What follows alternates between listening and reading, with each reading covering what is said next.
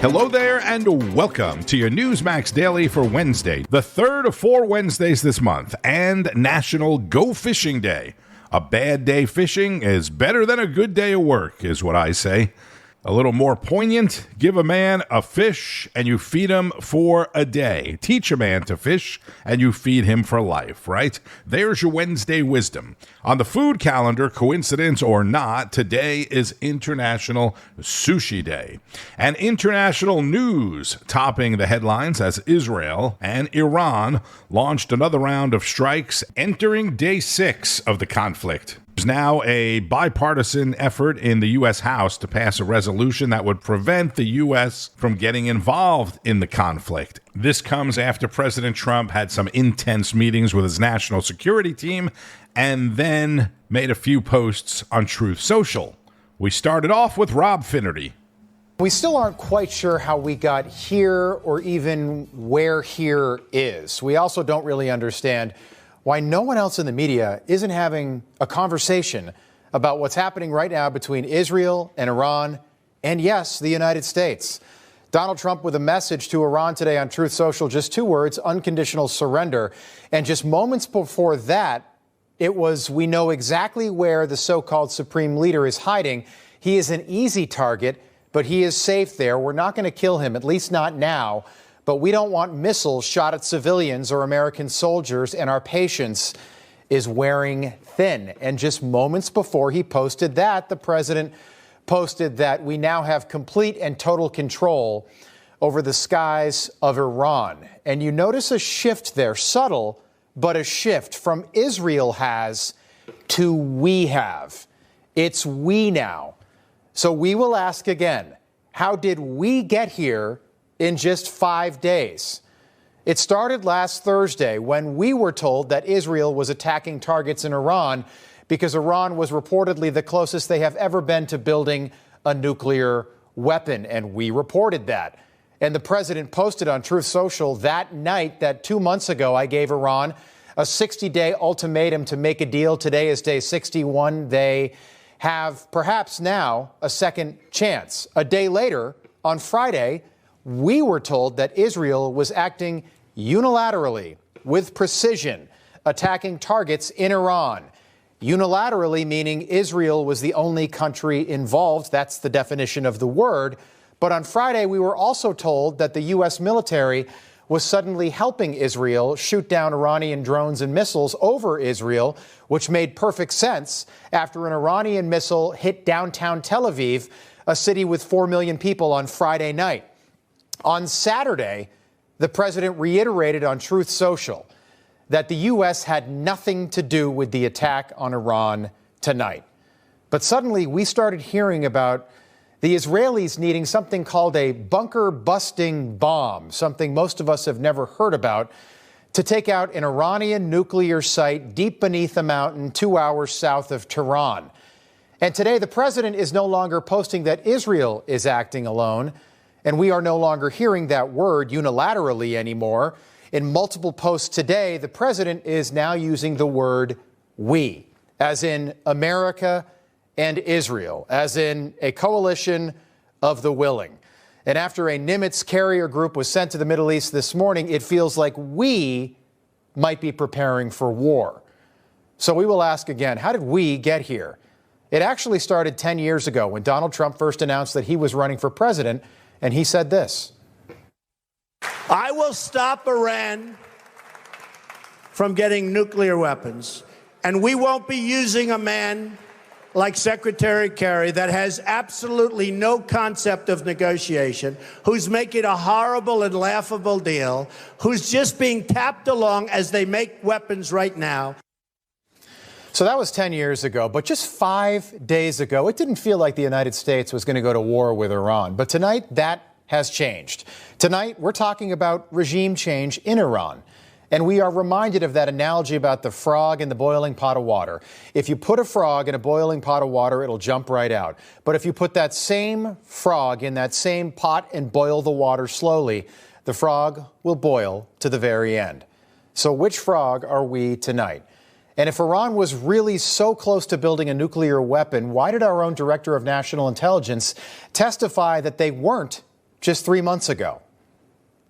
The IC continues to assess that Iran is not building a nuclear weapon, and Supreme Leader Khamenei has not authorized the nuclear weapons program that he suspended in 2003. We continue to monitor closely if Tehran decides to reauthorize its nuclear weapons program. In the past year, we've seen an erosion of a decades-long taboo in Iran on discussing nuclear weapons in public, likely emboldening nuclear weapons advocates within Iran's decision-making apparatus. J.D. Vance tweeting today that I have yet to see a single good argument for why Iran needed to enrich uranium above the threshold for civilian use.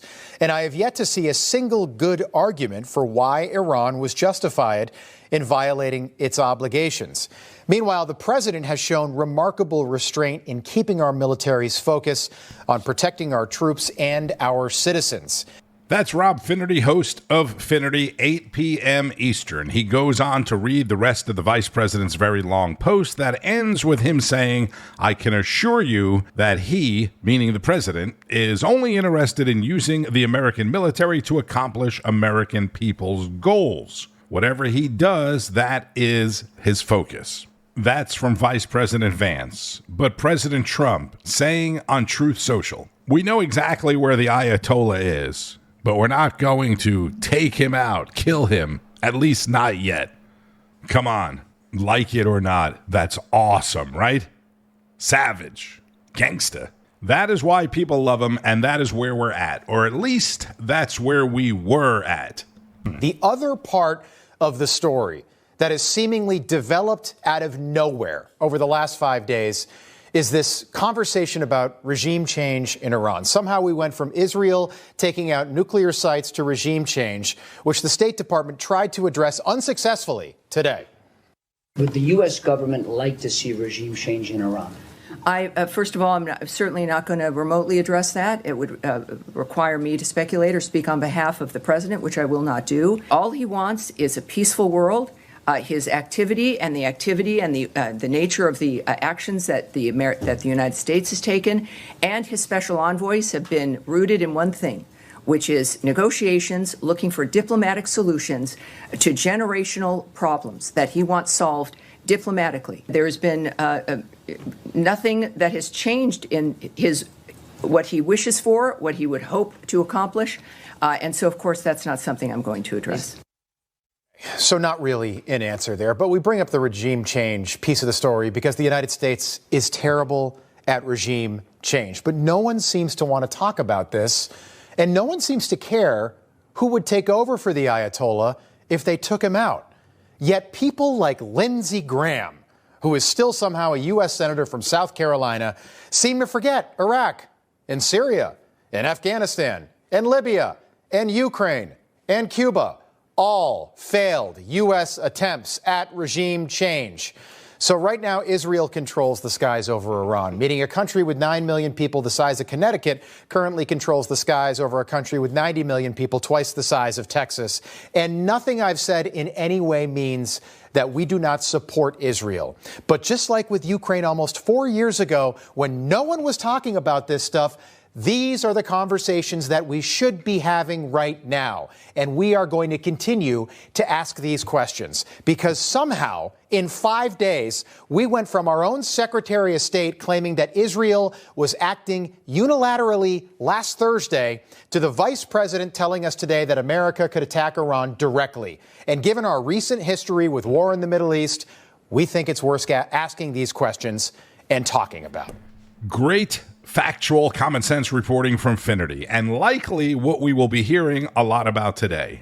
Why are they talking about regime change again, right?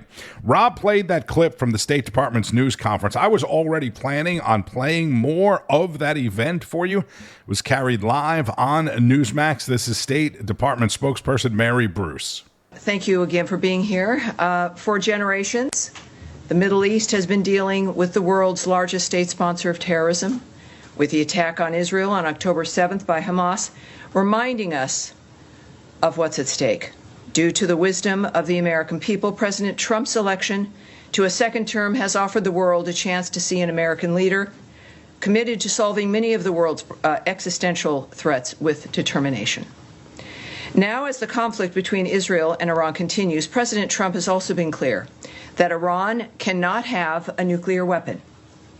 Secretary of State Marco Rubio has also stated that fact as he has traveled the world working to implement President Trump's vision of peace and security.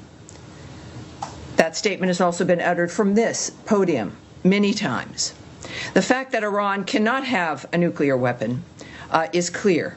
As the White House reminds us, since taking office, President Trump has clearly stated no fewer than a dozen times that Iran cannot be allowed to have a nuclear weapon, for anyone who's unclear on that fact.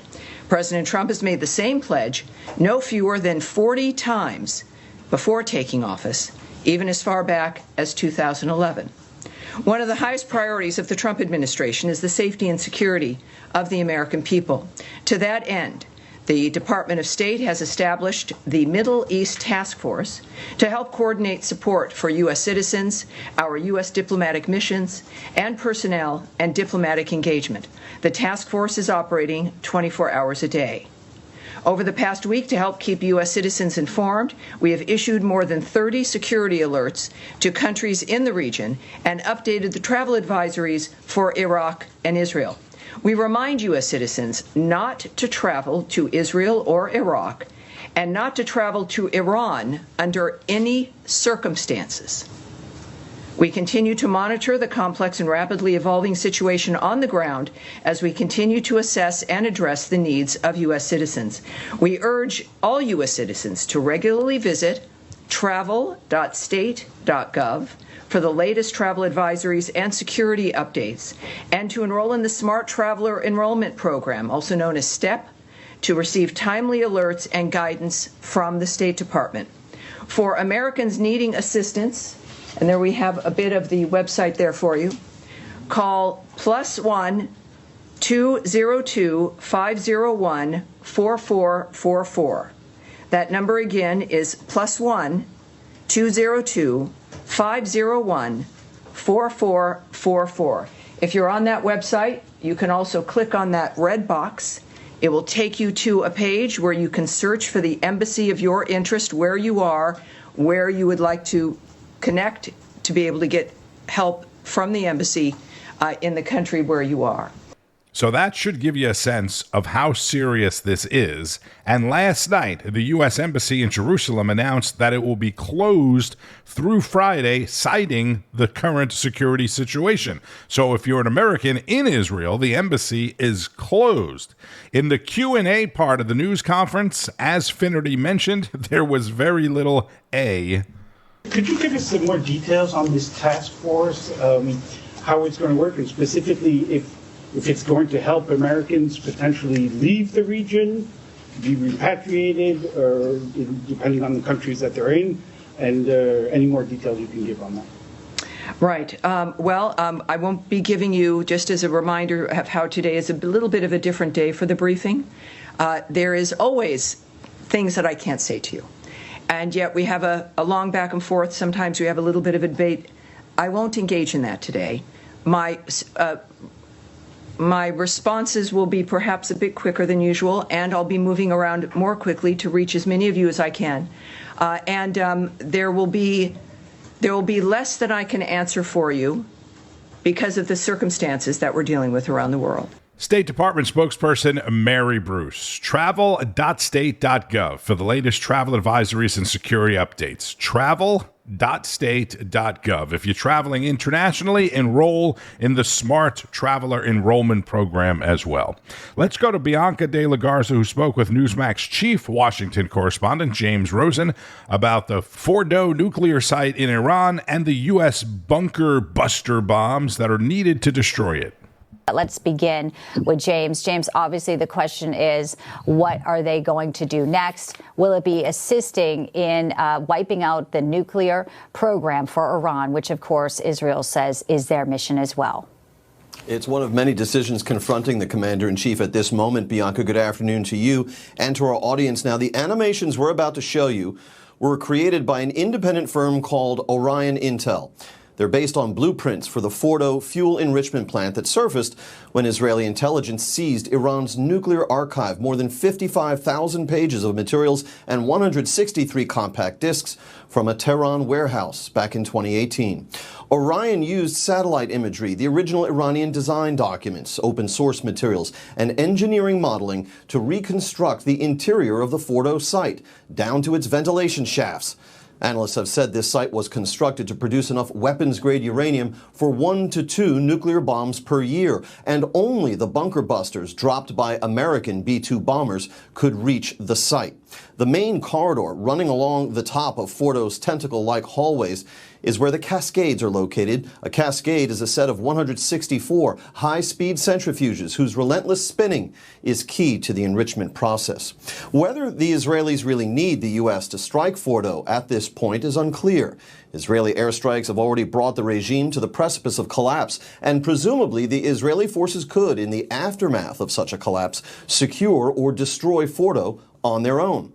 Questions about the scope of Iran's nuclear progress have split President Trump's MAGA base, with some cheering Israel's action and others declaring it an unprovoked act of war. Today, the chief executive himself issued a rare public rebuke of the nation's top spy, Director of National Intelligence Tulsi Gabbard, who issued a finding this spring that Iran has not been engaged in building a nuclear weapon since 2003. You've always said that you don't believe Iran should be able to have a nuclear weapon, but how close do you personally think that they were to getting one? Because Tulsi Gabbard testified in March that the intelligence community said Iran wasn't building a nuclear weapon. I don't care what she said. I think they were very close to having it. President Trump there aboard Air Force One saying, I don't care what Tulsi Gabbard said, I think the Iranians were very close to getting a nuclear weapon. That exchange aboard Air Force One as the president, as we have been reporting, returned early from the G7 summit in Canada to focus on this burgeoning Israel-Iran conflict. Newsmax Chief Washington Correspondent James Rosen, who will be keeping you up to date throughout the day on multiple shows, along with congressional correspondents Kilmany Ducart and Alana Austin. Bianca De La Garza also spoke about what's happening with Kentucky Senator Rand Paul. At this point, we're watching and waiting to see what, if any, U.S. involvement there may be vis-a-vis bunker busters. You were pretty straightforward talking about accolades for the president, saying thank you for being unapologetic America first, and saying the fact that Iran was willing to negotiate an end to this conflict as long as the U.S. didn't intervene. But it seems like President Trump may be going in a different direction. What, if any, U.S. involvement would you be okay with? You know, I'm very hopeful that the president will keep us out of this war. One of the things I like about President Trump is that he has shown restraint in the past and has shown some belief that intervention in the Middle East has led to unintended consequences. He refers to that with the Iraq War, of course. And so my hope is that we stay out of this war. I think there's still a possibility for negotiations. I think it's difficult to know how Iran's going to react. There's a couple different possible reactions from Iran. They could possibly say, let's negotiate, we'll work on a deal to make sure that no nuclear weapons are developed. Or it's a possibility that they make a sprint towards a nuclear weapon because of this. And so that's the unknown thing about, you know, the beginning of this war, is we're not sure exactly how they will react. But I think if we get further involved, the likelihood of diplomacy gets lower and lower. Some say this would be more limited if there was perhaps just a bunker buster to wipe out some of the nuclear facilities, not maybe prolonged, could be more of a decisive end. Do you see that as a potential outcome as well? And is that something you're comfortable with if that is the ends to the mean, where Iran never gets a nuclear weapon? And some say it means not just Israel, but the world is safer, Senator. Well, I think everybody hopes that Iran doesn't develop a nuclear weapon, but I don't think you can bomb away nuclear knowledge. It takes about a cupful of highly enriched uranium to create a bomb. And so I think that the possibility of being able to bomb away every cupful of highly enriched uranium is pretty small. The real question is, how will Iran react to this, and are we still open to negotiation? If Iran, after this incredible defeat by Israel, is willing to still negotiate, we should we should express all means and try to make every attempt to still have negotiation and not give up on it. Kentucky Senator Rand Paul on Newsline pushing for negotiation with Iran instead of military action. This is Senate Leader John Thune on Capitol Hill. Well, I mean, I think right now the president's within his authorities.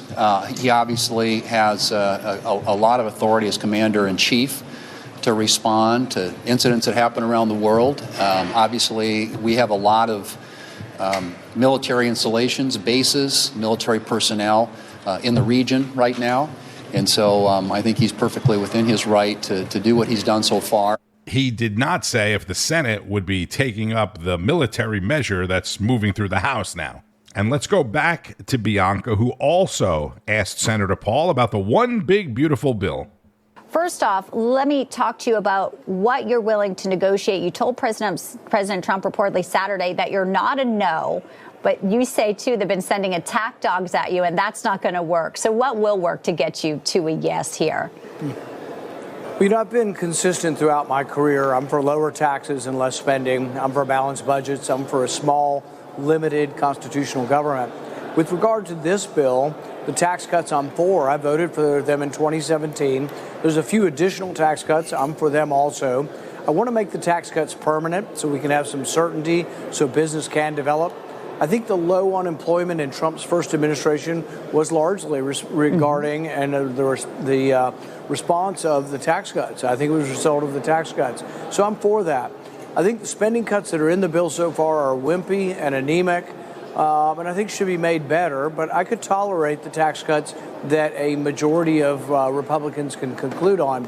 What I don't want to do is raise the debt ceiling by $5 trillion because that means that we're basically expanding the credit line to Congress when Congress has already borrowed $36 trillion. We have a $2 trillion annual deficit. Our interest payment, for goodness sakes, is over $1 trillion a year. So this is by taking your 16-year-old, give them a credit card, they run up $2,000 in debt, right. And you say, oh, well, honey, I want to make it better. Why don't I make your credit $10,000? It's a big mistake. It's not conservative. And so I can support the bill, but they will have to separate the debt ceiling to another vote, or they have to dramatically reduce the number. I've said I will give them more credit for 3 months, and we should address this 3 or 4 times a year. As he said, if he is anything, he is consistent. I am hoping, actually, that the Senate does not pass the bill. Their version of the bill now scales back no tax on tips and overtime, one of the president's campaign promises. It also scales back the cap on SALT, which is state and local taxes, from the $40,000 that the president wants all the way down to $10,000, a huge difference, and another one of the president's campaign promises, and it also cuts Medicaid spending. President campaigned on promising to take care of seniors, right? And with all of that, with all of those cuts, with all of that falling short of the president's campaign promises, the debt ceiling is still going to raise by $5 trillion. You cannot cut all that and still raise the debt ceiling $5 trillion. I have to side with Senator Paul. Homeland Security Secretary Kristi Noem taken to a Washington, D.C. hospital by ambulance yesterday, suffering an allergic reaction. According to a spokesperson, she was taken to the hospital out of an abundance of caution. She's recovering. She's doing well. She was expected to hold a press conference in New York today to discuss the rollout of Real ID. Not sure if that's going to happen or not. Meanwhile, Assistant DHS Secretary Tricia McLaughlin joined John Glasgow and Emma Rechenberg on National Report to discuss President Trump's ongoing commitment to deporting criminal illegal aliens. What do you make of the imagery that we've been seeing here coming out of these riots across the country? And do you think that they'll continue to escalate? Or now that we've seen what's happened in Los Angeles with the National Guard there, do you think that this might start to tame down?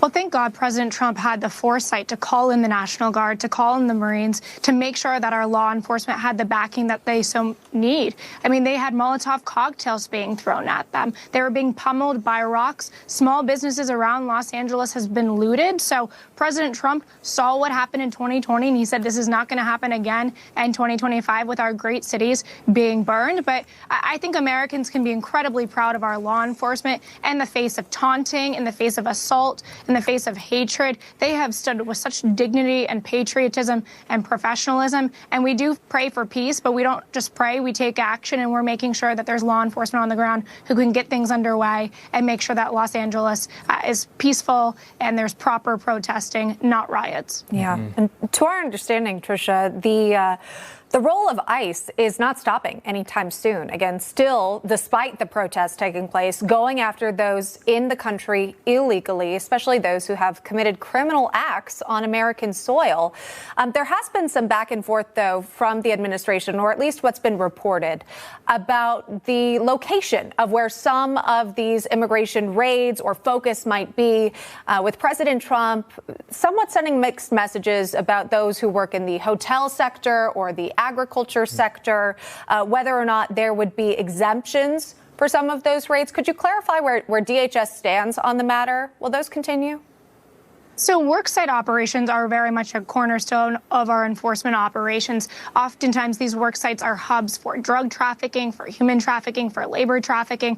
Actually, it was just an operation in Los Angeles that picked up some drug traffickers at a work site. So this is places where we do find the worst of the worst, these criminal illegal aliens that the president has a mandate to get off of American streets. So we will continue to do that. We'll continue to primarily target these violent criminal aliens.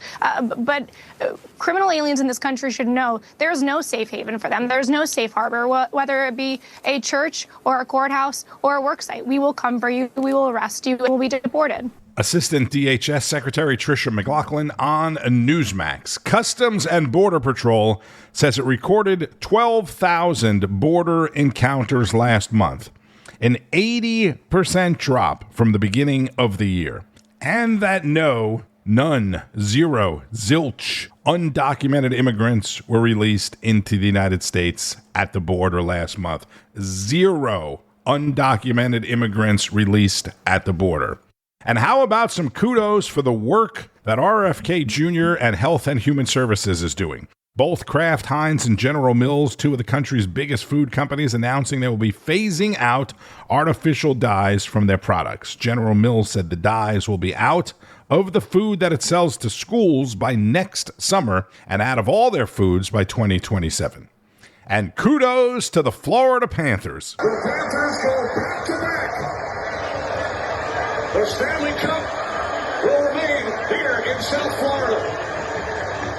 The great Kenny Albert with the call on TNT. I'm pretty sure the celebration in South Florida is still going on from last night and will be going on for some time. Next up, a Champions Parade. The Panthers become the first team to win back-to-back cups since the Tampa Bay Lightning in 2020 and 2021.